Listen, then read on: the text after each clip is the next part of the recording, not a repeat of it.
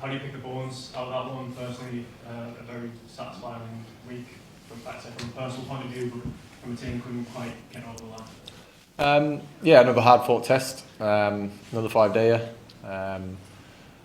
Yeah, I think we set the game up really well. I think going back earlier to the Ben Duckett and Zach Crawley opening partnership, the way that they took the game on and really tried to put the Indian bowlers under pressure. The rate that they scored at allowed us to sort of have that focus on batting once and trying to get as far ahead of the game as we possibly could, and then giving ourselves a good chance of bowling them out. Obviously didn't transpire that way, but we played the game in the way that we wanted to, with how it turned out with them bowling them out. But yeah, look, I think give a lot of credit to the way that India were able to play the way they did, especially after losing 2 wickets in the first over in our second innings of bowling. Just wasn't meant to be this week. How are you feeling physically? How are you feeling mentally? Mentally, decent. Physically, been better. How's the body? You seem to struggle with your shoulders. This morning, last night. What was the story? No, it's just something that's just been sort of stirring away. It's been pretty big workload so far in the series. Another obviously big week last week at Lords, with time spent out in the middle with bat in the hand and obviously overs bowled, and then same again this week. So said it a few times to the guys out there. Pain is just an emotion. So just one of those things. Is there any chance you could miss out of the oval or feature on a batter only, or is it still up in the air? I think you look at how long we've been out in the field and the overs that we bowled as a bowling unit. Everyone's going to be sort of pretty sore and pretty tired going into the last game of the series. So I think there'll be an assessment of everyone, and hopefully we can use these next 2 to 3 days rest period wisely, and then have to make a decision on then. Obviously these recovery days are going to be pretty important, and we might have to make a few decisions to get some fresh legs in, but again that won't be decided until we get closer to the last game. We'll go Will and then Sydney and then Chris. At tea, both going on and off, you seem to be having some sort of quite animated discussions with Dawson. I don't know what that was about exactly, but I just wondered whether you could explain how you thought he bowled, how he obviously got through a hell of a lot of work today and yesterday, but didn't end up taking a job. What was your assessment of him on his return to Test cricket? Yeah, I thought he did really well. Look, it's it's coming into a Test match. For such a long period of time, I think he's done himself. He's had a very, very good week. Not only but I thought his runs that he got as well were very important for us. Obviously, with the way that we wanted to bat as long as he possibly could. Creating chances. And balls just weren't sort of going where the fielders were on a couple of occasions. Obviously you have discussions with all your bowlers around, what can we look at doing potentially differently? What do you feel is the most threatening? Can we look at maybe doing this differently or doing that differently? Especially when you get into, day 5 and you've got 2 guys out there who spend some time out in the middle. You're always chatting to your bowlers around doing something potentially different. Do it with the seam bowlers as well all the time. We tried quite a few different plans, set different fields to try and make the Indian batsmen feel a little bit uncomfortable, but they were able to stand up to everything that we threw at them today. I think Liam Dawson's had a great week, and unfortunately he's just not got the reward with the ball that I think he's deserved. I'm going to ask about events at the end there. You obviously offered the handshake a few minutes before the actual end of the game. You guys seemed a bit frustrated that India didn't accept it. What was it exactly that frustrated you? Was it just your own tiredness, or was it the fact that they were within sight of a personal milestone? I think we took the game as far as we could with our frontline bowlers. We took it as far as we could to think like we've got a real chance of still winning this game. But as soon as it got to that point where it was the draw's inevitable here. I was never going to risk any of my frontline bowlers with the short turnaround that we have and the workload that we've got through this week and throughout the series as well. So yeah, as soon as the 15 overs or last hour was there, it was always going to be a shake hands. But as I said, the only other person who's actually got any bowling workload into them is Harry Brook. But I did have to tell him. I said, please don't do anything stupid. We spent a lot of time out in the field. Can't have you pulling aside or doing anything different. Naturally you're going to be fatigued, even if you don't bowl. So I was just like, just get through this period. But yeah, I wasn't going to risk any of my, proper bowling options in that situation when we knew what was going on. Sydney, then we'll go Chris behind you. Go ahead. Barring lost to some extent, batsmen from both sides have made many scoring above centuries and teams also scoring over 400 runs. And it's been a real hard point for bowlers, and you've faced it. So what's your assessment of the pitches so far? Yeah, I mean, it's been it's been a series so far of hard toil. In particular, the bowling units from both sides.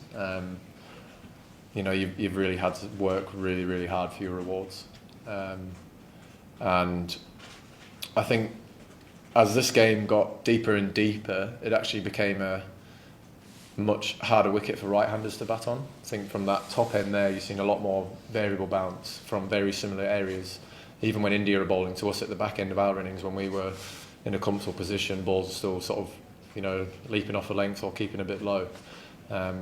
You've seen that happening quite a lot, even when Shubman and KL were, in a good partnership. There were still balls that were just slightly taking off or keeping low. But even though obviously I'm a left-hander and I spent a bit of time out there, you didn't really feel that was in danger to you as a left-hander. So obviously when Jadeja and Washington came out, didn't feel as threatening with the left-handers. So it was a different wicket for left-handers and right-handers. But you've still got to be able to be good enough and skillful enough to get through the pressures of day 5, particularly when you're behind the game like India were. So got to give a lot of credit to the way that Washington and Jadeja played.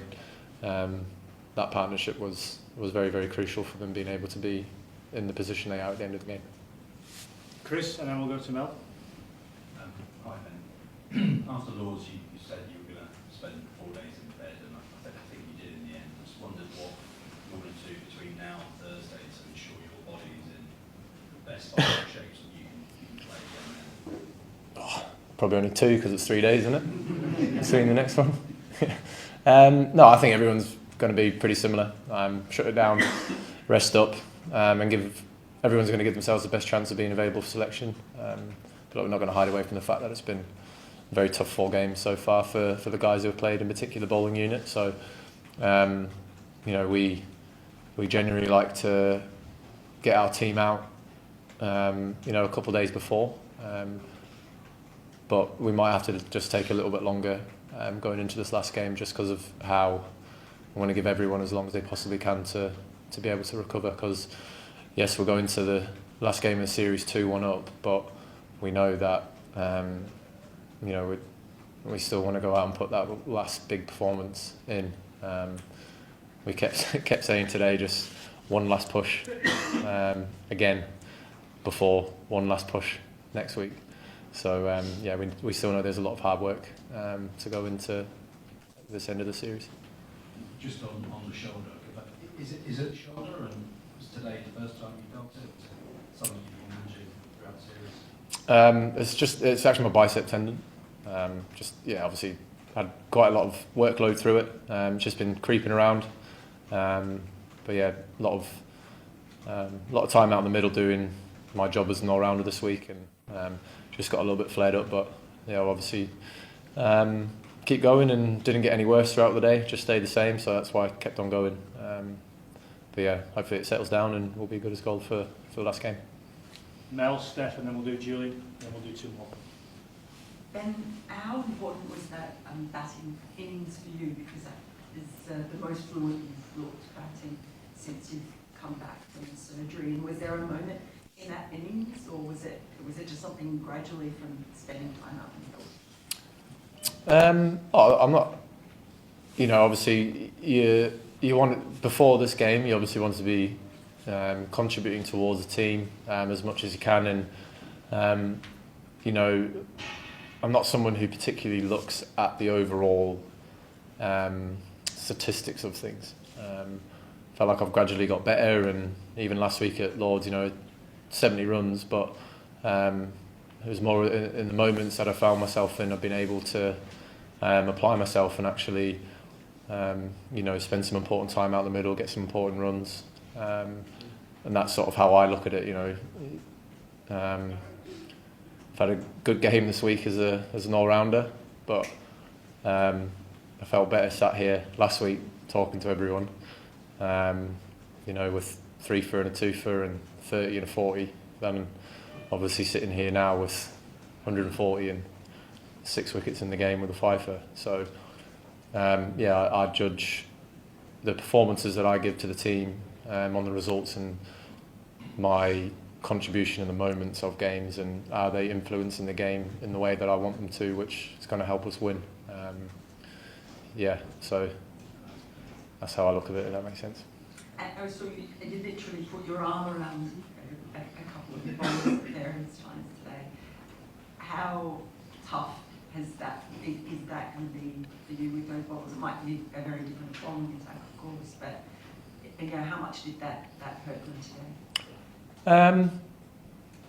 I think when the reality of where the game drifted towards, there's obviously going to be that, like, almost a come down, I guess, because, you know, throughout the whole game there until that last session, we really felt that we were, you know, 10 minutes away potentially of blowing the game open and giving ourselves a chance at chasing something there. But so when that reality does sit in, you can get the vibe that everyone is a little bit like, I've got through absolutely everything at this, and we've not been able to get over the line there. So there is that obvious sense of disappointment and almost heartbreak. Obviously, with me being a captain, I was as well.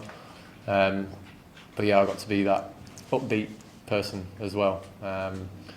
You know, even there at the end, Dawson, he was like, he's bowled so many overs today, his body was sore, it was stiff, but he didn't want to take the easy option and leave the field. That's what I was saying, please, if you are sore, last thing I need is you to pull a calf or pull a hammy, because you're out here in a pretty pointless situation. So not only is it great to know that your players want to stay out there regardless of the situation, but there is obviously going to be that natural disappointment from everyone out there when you feel like you've given yourself a good chance to win it again, but it turned out differently. Okay, we've got Stefan, one each, Julian, Vish, and then we'll finish here at the front. Sorry, you just talked quite generally about the bowling unit, but just to be clear on you specifically, are you unsure whether you'll be able to play the over or not? Don't want to eat my words, but the likelihood that I won't play is very unlikely.